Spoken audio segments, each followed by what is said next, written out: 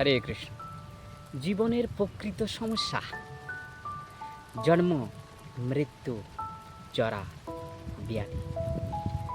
এই অনিবার্য সমস্যা থেকে কিভাবে মুক্তি পেতে পারি?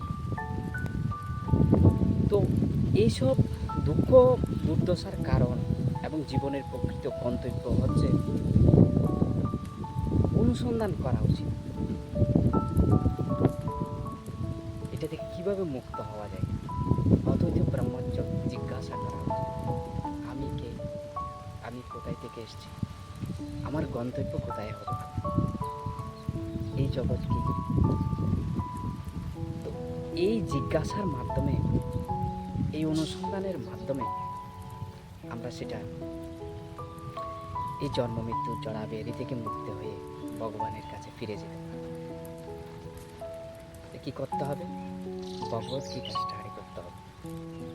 ভগবত গীতা অধ্যয়ন করার মাধ্যমে, ভগবত গীতার শিক্ষাকে নিজের জীবনে প্রয়োগ করার মাধ্যমে এই অজ্ঞানতা থেকে আমরা মুক্ত হতে পারি। তো প্রকৃত এই যে জ্ঞান, এটা লাভ করার ক্ষেত্রে কি কি আমরা পরপর দেখব।